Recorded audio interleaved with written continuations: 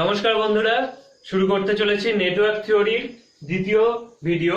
তো আগের দিন আমরা শিখেছিলাম যে যে জিনিসগুলো বেসিক ফান্ডামেন্টাল কোয়ান্টিটিস, কোনগুলো ইলেকট্রিক্যালের বেসিক ফান্ডামেন্টাল কোয়ান্টিটি, সেগুলো আগের দিন তোমরা দেখেছিলে।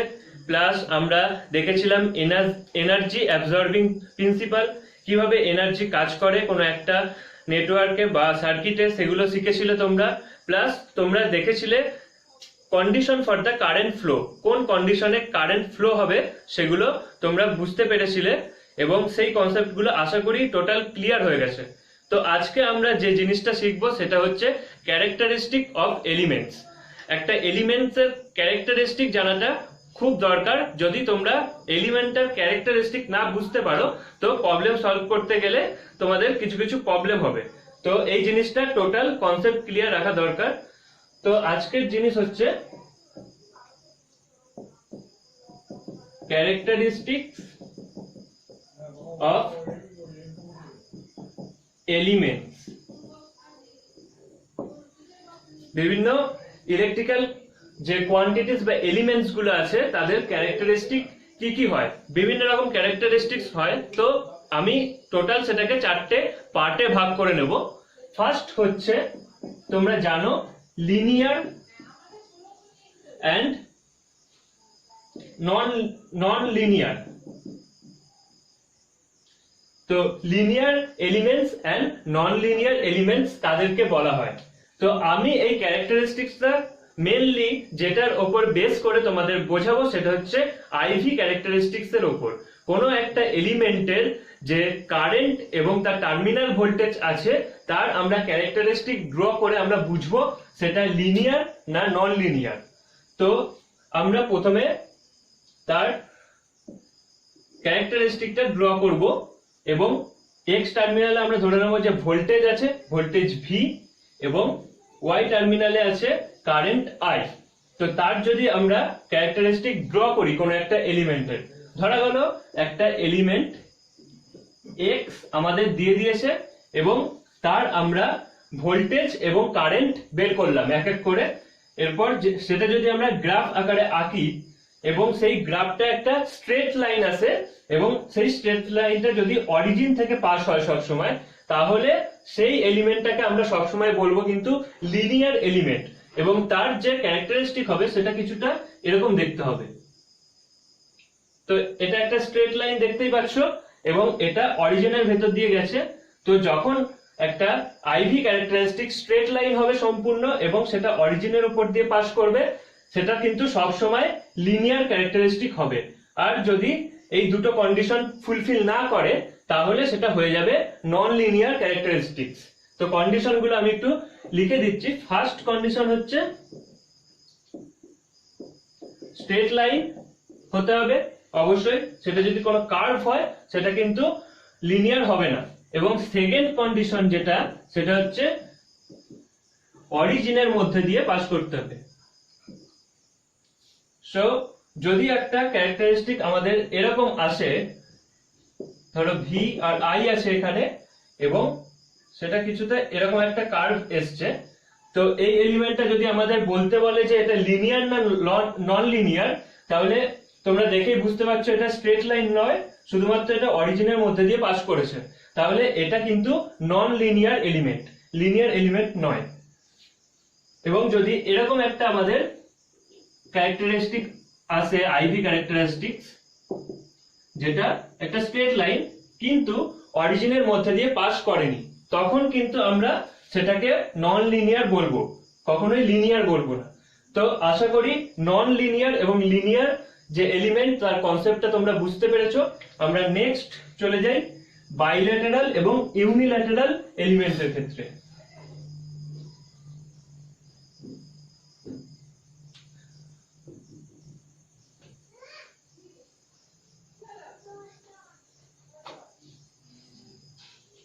তো ইউনিল্যাটারাল and bilateral elements। তো ইউনিল্যাটারাল আর বাইল্যাটারাল এলিমেন্টস কাকে বলে? অ্যাকচুয়ালি এটা এলিমেন্টস নয়, নেচার অফ এলিমেন্টস। এগুলো কিন্তু এলিমেন্টটাকে আমরা ডিফাইন করছি না, তার নেচারটাকে ডিফাইন করছি। তো ইউনিল্যাটারাল নেচার কখন হবে আর বাইল্যাটারাল নেচার কখন হবে? তো দেখো, আমরা যদি আইভি ক্যারেক্টারিস্টিক কোন একটা এলিমেন্টের ড্র করি, এক্স অক্ষ বরাবর ভি আছে এবং ওয়াই অক্ষ বরাবর আই আছে, তার ক্যারেক্টারিস্টিক যদি ড্র করি, ধরো এরকম একটা ক্যারেক্টারিস্টিক এসছে। তো এটা আমরা জানি কি ফার্স্ট কোয়াড্রেন্ট, এটা second quadrant, third quadrant, fourth quadrant. তো যখন এই ফার্স্ট কোয়াড্রেন্টের যে স্ট্রেট লাইন সেটা থার্ড কোয়াড্রেন্টের স্ট্রেট লাইনের সঙ্গে সিমেট্রি হবে, তখন হবে সেটা বাইল্যাটারাল এলিমেন্ট। কিংবা যদি সেটা সেকেন্ডের সঙ্গে ফোর্থ কোয়াড্রেন্টের সিমেট্রি হয়, তাহলে সেটা হবে বাইল্যাটারাল এলিমেন্ট। তো আরেকটা ভাবে এটা ডিফাইন করা যায়। ধরো একটা এলিমেন্ট দিয়েছে, এখানে কোন একটা এক্সাইটেশন আসছে, তার ধরা যাক এটা এক্স এলিমেন্ট দিয়েছে, তার এক্সাইটেশন এটা প্লাস টার্মিনাল, এটা মাইনাস টার্মিনাল। তো এদিকে আই যাবে, কারেন্ট যাচ্ছে।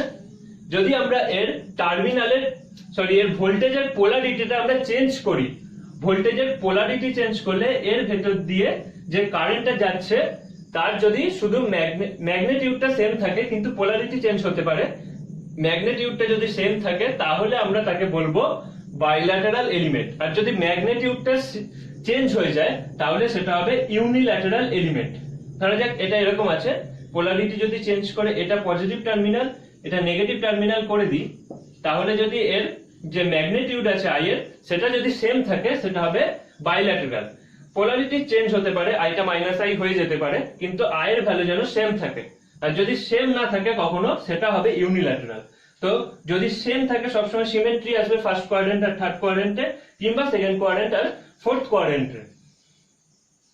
তো নেক্সট এলিমেন্টের আমরা জিনিস চলে যাই। 3 নম্বর যে জিনিসটা, সেটা হচ্ছে অ্যাক্টিভ এলিমেন্ট আর প্যাসিভ এলিমেন্ট কাদেরকে বলা হয়।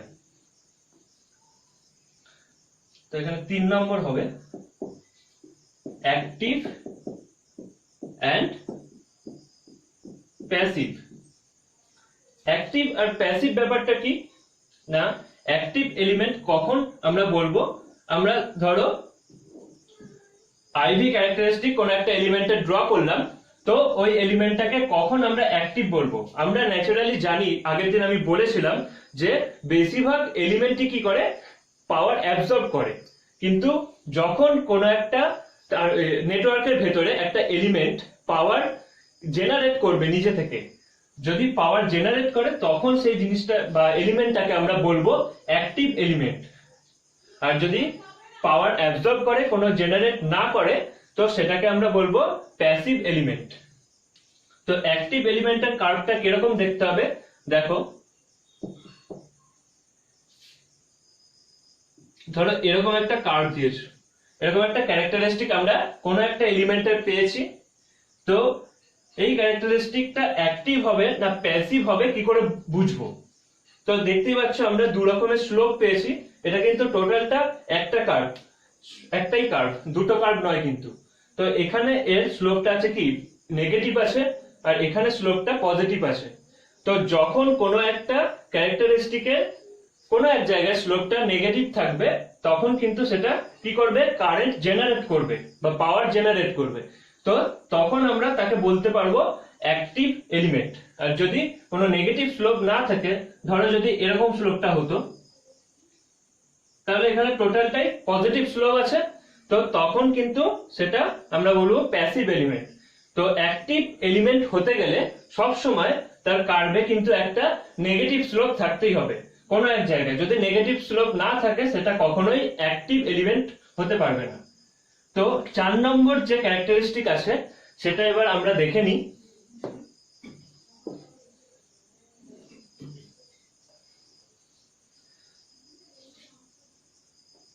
চার নম্বর ক্যারেক্টারিস্টিক হচ্ছে time variant and time invariant.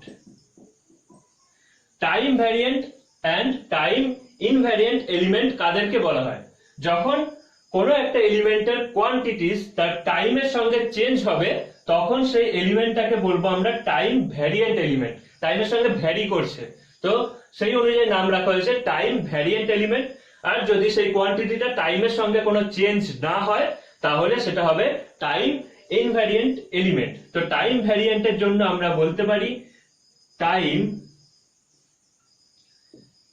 Varies as the quantity. কোনো একটা কোয়ান্টিটি তার টাইমের সঙ্গে ভ্যারি করছে, তখন সেই জিনিসটা হবে টাইম ভ্যারিয়েন্ট এলিমেন্ট। আর যদি কোয়ান্টিটিটা টাইমের সঙ্গে ভ্যারি না করে, তাহলে সেটা হচ্ছে টাইম ইনভ্যারিয়েন্ট এলিমেন্ট। তো টোটাল এই চারটে এলিমেন্ট এর ক্যারেক্টারিস্টিক মেইনলি আমাদেরকে জানতে হবে। তো এর কনসেপ্টটা আশা করি তোমরা বুঝতে পেরেছো আইভি ক্যারেক্টারিস্টিক থেকে। তো চলো আমরা নেক্সট পার্টে চলে যাই। নেক্সট আমরা দেখে নেব শর্ট সার্কিট আর ওপেন সার্কিট বলতে কি বোঝায়। তো শর্ট সার্কিট বলতে কি বোঝায় সেটা অনেকেরই মিসকনসেপশন থাকে। তো আমরা সেটা ভি এবং আই এর যে ক্যারেক্টারিস্টিক সেটা দিয়ে বুঝবো যে শর্ট সার্কিট কি বোঝায়। কোনো একটা টার্মিনালকে কখন আমরা বলবো সেটা শর্ট সার্কিট কন্ডিশনে আছে। ধরো কোনো একটা টার্মিনাল আছে নেটওয়ার্কের মধ্যে, সেটা যদি শর্ট সার্কিট হয়, তার মধ্যে দিয়ে কখনোই তার ভোল্টেজ, তার যে টার্মিনালের ভোল্টেজ আছে সেটা সবসময় জিরো হবে, অলওয়েজ জিরো।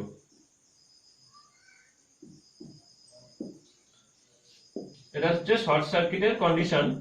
তো ভোল্টেজটা শর্ট সার্কিটের ক্ষেত্রে অলওয়েজ জিরো হবে, এবং তার কারেন্টের ক্যারেক্টারিস্টিক কি হবে, কারেন্টের সেরকম কোনো কন্ডিশন নেই। কারেন্ট পজিটিভও হতে পারে, জিরো হতে পারে, কিংবা নেগেটিভও হতে পারে। তো ভোল্টেজ যদি জিরো হয় এবং কারেন্টের ভ্যালু যা খুশি হতে পারে, তখন আমরা সেই টার্মিনালটাকে বলবো কিন্তু শর্ট সার্কিট টার্মিনাল। আর ওপেন সার্কিট টার্মিনাল কখন আমরা বলবো, কোনো একটা টার্মিনাল যদি ওপেন থাকে তাহলে কখনোই তার মধ্যে দিয়ে কোনো কারেন্ট পাস করতে পারে না। তো ওপেন সার্কিটের ক্ষেত্রে অলওয়েজ কি হবে, current is equal to zero হবে। কোন একটা ওপেন সার্কিট দেখতে কিরকম হয় তোমরা জানো। তো এরকম একটা ওপেন সার্কিট আছে, তো এটা টার্মিনালে কোনো লিংক নেই, তো অবভিয়াসলি এর মধ্যে দিয়ে কোনো কারেন্ট পাস হবে না, তো কারেন্ট অলওয়েজ জিরো হবে।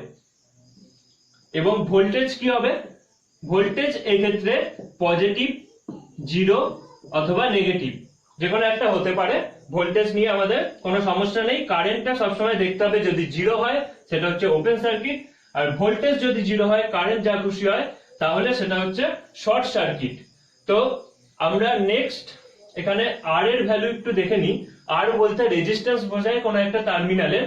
তো আমরা ওহমস ল জানি। ওহমস ল কি তোমরা আগেই পড়েছো, ওহমস ল।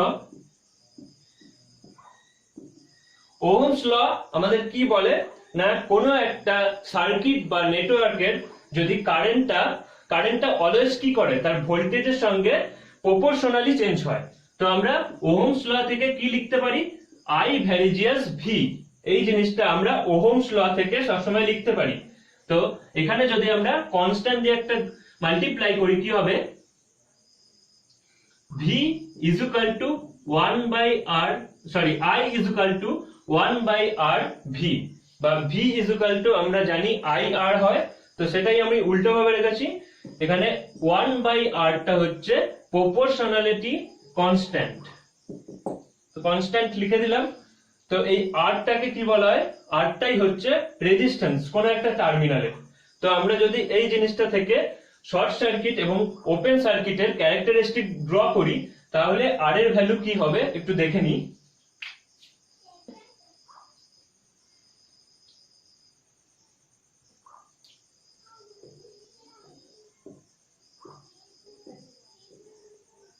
তো এখানে প্রথমে একটা জিনিস দেখো তোমরা, এটাকে যদি আমি y এর সঙ্গে কম্পেয়ার করি এবং এটা কনস্ট্যান্ট, এটাকে m এর সঙ্গে কম্পেয়ার করছি আর এটাকে x এর সঙ্গে কম্পেয়ার করছি, তো আমরা কি পেয়ে যাচ্ছি, y is equal to mx। এই y is equal to mx সমীকরণটা তোমরা জানো একটা স্ট্রেট লাইনের সমীকরণ, যেটা সবসময় কি করে, অরিজিনের মধ্যে দিয়ে পাস করে। তো এটা যদি আমরা ড্র করি কিরকম দেখতে হবে, এরকম একটা অরিজিনের মধ্যে দিয়ে পাস করেছে স্ট্রেট লাইন। তো m বলতে তার স্লোপটাকে বোঝায়। তো m মানে আমরা এখানে 1/r কে m ধরেছি। তো এবার যদি আমরা এই m এর মানটা বের করি, m সমান কি হবে y/x, m y/x হচ্ছে y সমান আমরা কি ধরেছি, y আমরা ধরেছি i, আর x সমান আমরা ধরেছি v। তাহলে দেখো m এর মান যদি আমরা স্লোপটাকে এই পাশে ইনক্রিজ করতে চাই কি হবে, i এর মান আমাদের বাড়ালে স্লোপের মানটা বাড়বে, আর v এর মান যদি আমরা কমাই বা ডিক্রিজ করি তাহলে স্লোপের মানটা কি হবে, বাড়বে। এই দুটো কন্ডিশনেই স্লোপের মানটা বাড়বে এবং আস্তে আস্তে স্লোপটা এইদিকে যাবে। তো i যদি ইনক্রিজ করতে থাকি এবং v যদি আমরা ডিক্রিজ করতে থাকি তো একটা পয়েন্টে কি আসবে, v = 0 এবং i এর একটা ভ্যালু আসবে, তখন কি হবে স্লোপটা এরকম দেখাবে। আমি একটু বোল্ড আকারেই দেখাচ্ছি, সেটা কি হবে, v এর মানটা 0 হয়ে গেলে এই কন্ডিশনে থাকবে এবং i এর যে কোনো একটা মান হতে পারে, পজিটিভও হতে পারে, 0 হতে পারে, নেগেটিভও হতে পারে। তো তোমরা দেখতে পাচ্ছ এই কন্ডিশনটা চলে আসছে এক্ষেত্রে। তো এক্ষেত্রে কি হচ্ছে, m এর মানটা আস্তে আস্তে ইনক্রিজ করছে, m এর মান ইনক্রিজ করলে r এর মানের কি চেঞ্জ হবে আমরা দেখে নিই একটু। তো m আমরা জানি 1/r, m এর মান আস্তে আস্তে কি করছে, ইনক্রিজ করছে। m এর মান যখনই ইনক্রিজ করবে r এর মান কি হবে, ডিক্রিজ করবে আস্তে আস্তে। এবং এই কন্ডিশনে এসে দেখা যাবে কি না, m টা যখন ম্যাক্সিমাম হবে তার ভ্যালু কি হবে, ইনফিনিটি হবে যখন ম্যাক্সিমাম হবে m টা। এবং এই ইনফিনিটি ভ্যালুর জন্য r এর মান কত হবে, r যদি 0 হয় তাহলেই কিন্তু m এর মান ইনফিনিটি হবে। তো r যখন 0 হবে m টা ম্যাক্সিমাম হবে বা স্লোপটা ম্যাক্সিমাম হবে আমরা বলতে পারি। তো এক্ষেত্রে r = 0। এটা হচ্ছে শর্ট সার্কিটের জন্য হলো। এবার আমরা দেখে নেব ওপেন সার্কিটের জন্য ক্যারেক্টারিস্টিকটা কিভাবে চেঞ্জ করবে। তো এগুলো থাকুক।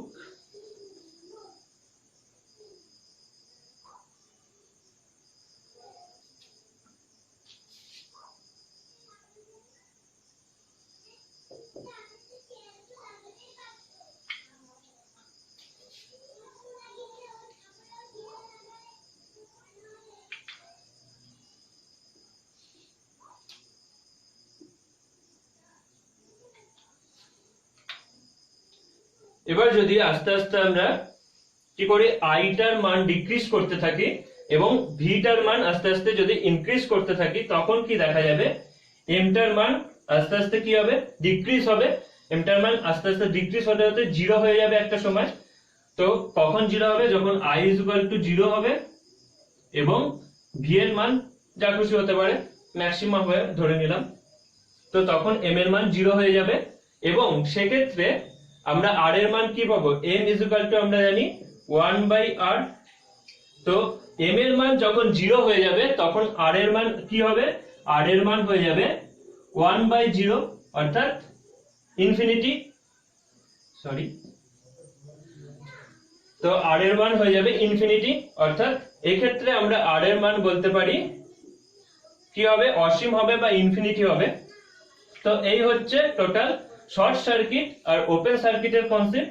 এবং শর্ট সার্কিটে দেখতে পাচ্ছ যখন m 0 হয়ে যাবে তখন এরকম একটা জিনিস দেখাবে, যেখানে দেখতে পাচ্ছ i টা 0 আছে আর v এর মান কি করছে, পজিটিভও আছে, 0 আছে এবং নেগেটিভও আছে। তো v এর মান যা খুশি হতে পারে, i অলওয়েজ 0 হবে শর্ট ওপেন সার্কিটের জন্য। তো আশা করি শর্ট সার্কিট এবং ওপেন সার্কিটের যে কনসেপ্ট সেটা তোমাদের ক্লিয়ার হয়ে গেছে এবং আগামী ভিডিওগুলো যখন আমরা প্রিভিয়াস ইয়ারের কোশ্চেন সলভ করব তো এই সম্বন্ধে কোনো ডাউট আশা করি তোমাদের আর থাকবে না। তো আমরা একটা প্রিভিয়াস ইয়ারের কোশ্চেন নিয়ে সলভ করে দেখি, চলো। তাহলে আমরা একটা গেটের প্রবলেম এখানে নিয়ে দেখে নিচ্ছি। এখানে এটা গেট 2014 পড়েছিল। প্রবলেমটা হচ্ছে the three circuit elements shown in the figure part of an electric circuit। এই তিনটে সার্কিট আছে, সার্কিট এলিমেন্ট আছে এবং তার আমাদের কি বের করতে বলেছে, what is the total power absorbed by the three circuit elements. Total power absorbed কত হবে সেটা আমাদের বের করতে হবে। এটা আমরা আগের দিন একটা থিওরি পড়েছিলাম যে what is the energy absorbing principle. Energy absorbing প্রিন্সিপালে আমরা শিখেছিলাম যে কি না, কোনো একটা টার্মিনালে যদি পজিটিভ পাথ দিয়ে, পজিটিভ যে পোলারিটি আছে সেখান থেকে যদি কারেন্ট এন্ট্রি করে তাহলে সেটা হবে অ্যাবজর্বিং পাওয়ার, আর যদি নেগেটিভ টার্মিনাল দিয়ে কারেন্ট এন্ট্রি করে সেটা হচ্ছে ডেলিভারিং পাওয়ার। তো আমরা দেখে নিই এটা কিভাবে সলভ করব। প্রথমে আমাদের এখানে পাওয়ারটা দেওয়া নেই, সেই পাওয়ারটা আমাদের কিন্তু প্রথমে বের করে নিতে হবে। তো তার জন্য আমাদের কেসিএল এখানে ব্যবহার করতে হবে এই পয়েন্টটায়। তো কিভাবে আমরা সেই কারেন্টটা বের করব না, এখানে এই ফার্স্ট এলিমেন্টে 10 অ্যাম্পিয়ার কারেন্ট এদিকে যাচ্ছে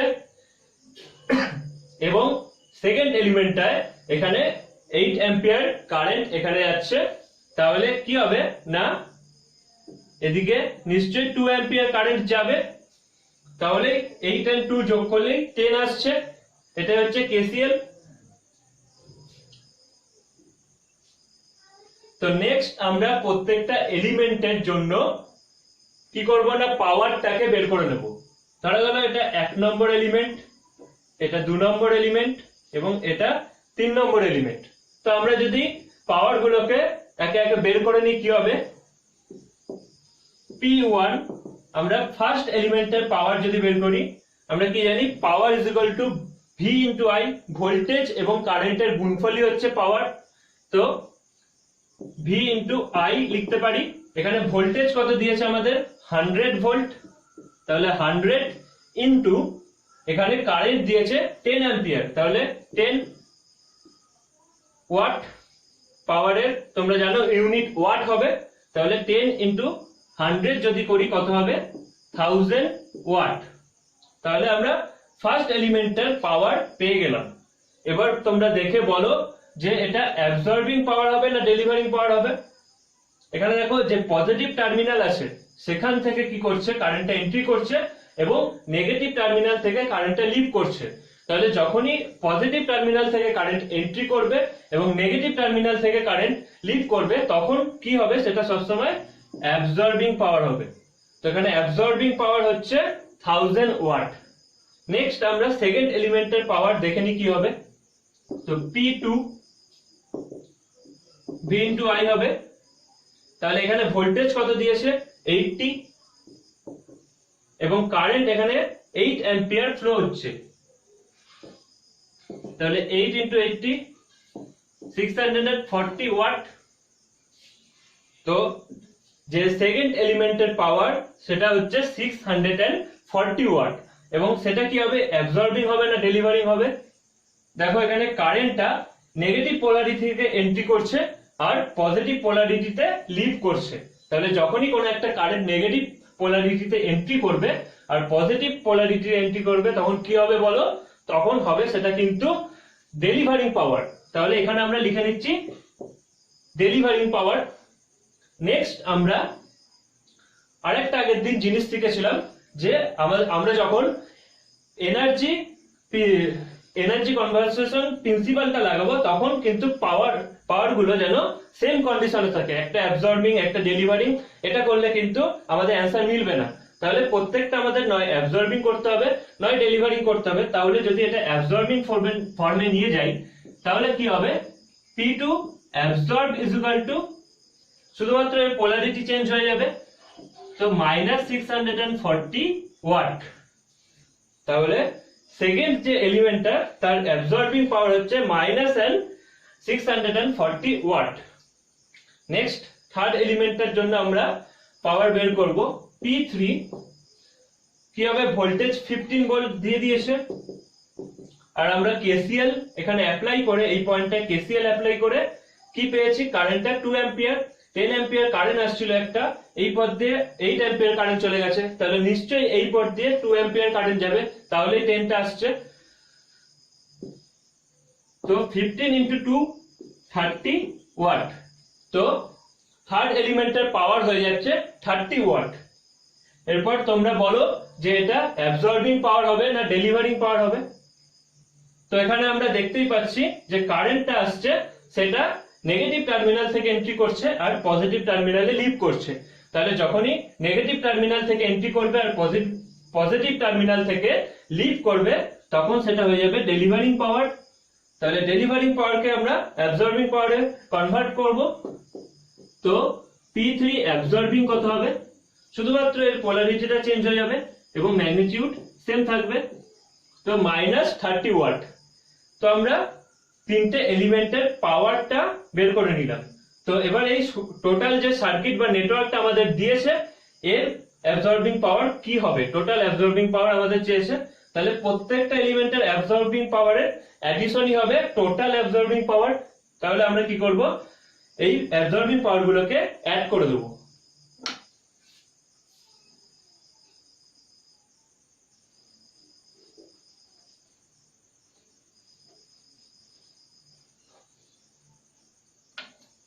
So P total absorbing power কি হবে, P1 absorbing plus P2 absorbing plus P3 absorbing। তো তিনটে এলিমেন্টের অ্যাবজর্বিং পাওয়ারের অ্যাডিশনই হবে কিন্তু টোটাল অ্যাবজর্বিং পাওয়ার। তাহলে ফার্স্ট অ্যাবজর্বিং পাওয়ার আমরা কত পেয়েছিলাম, 1000 ওয়াট। সেকেন্ড আমরা পেয়েছিলাম -640 ওয়াট। থার্ড আমরা পেয়েছিলাম -30 ওয়াট। তো এগুলো অ্যাড করলে আমরা কি পাবো দেখো, 1000 থেকে যদি আমরা 640 আর 30 সাবট্রাক্ট করি তাহলে কি হবে, 330 ওয়াট। পোলারিটি হবে পজিটিভ। তাহলে আমরা এখানে টোটাল অ্যাবজর্বিং পাওয়ার পেয়ে যাচ্ছি 330 ওয়াট। তো এই প্রবলেমটা গেট 2014 এ পড়েছিল। তো এটা হচ্ছে তোমরা যে থিওরিটা পড়েছো এখনো অবধি সেই থিওরিটার উপর বেস করে একটা কনসেপ্টের অঙ্ক দিয়েছে। তো মেইনলি এইখান থেকে অত বেশি কনসেপ্টে অঙ্ক না এলেও এই কনসেপ্টটা যদি ক্লিয়ার না থাকে আগামী দিনের যে কনসেপ্টগুলো আছে তার অঙ্কগুলো কিন্তু তোমরা ক্লিয়ারলি করতে পারবে না। তো আশা করি এই সম্বন্ধে যে কনসেপ্ট আছে সেটা টোটাল ক্লিয়ার হয়ে গেছে এবং আগামী দিনের জন্য আগামী দিনের যে থিওরিগুলো পড়বে সেখানেও আর কোনো কিছু বুঝতে অসুবিধা হবে না। তো বন্ধুরা সবাই পড়াশোনা চালিয়ে যাও এবং ভালো থেকো, সুস্থ থেকো। তো আজকের জন্য আসছি।